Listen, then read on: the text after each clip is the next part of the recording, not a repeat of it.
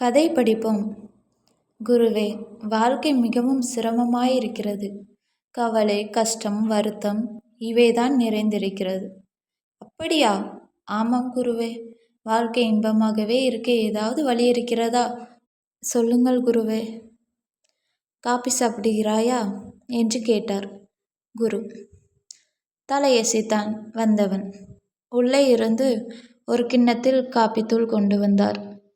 இந்தா சாப்பிடு. வந்தவனுக்கு புரியவில்லை. சாப்பிடு. பாலை கொண்டு வருகிறேன் என்று இன்னொரு கிண்ணத்தில் பாலை கொண்டு வந்தார். பிறகு இன்னொரு கிண்ணத்தில் தண்ணீர், சர்க்கரை எல்லாம் வந்தன. குருவே, இவற்றை எப்படி தனித்தனியே சாப்பிடுவது? காஃபியே உன்னால் தனித்தனியாக சாப்பிட முடியவில்லை. வாழ்க்கையும் அப்படிதான். பிரித்து சாப்பிட இயலாது என்றார் குரு. இன்பமும் துன்பமும் கலந்ததுதான் வாழ்க்கை.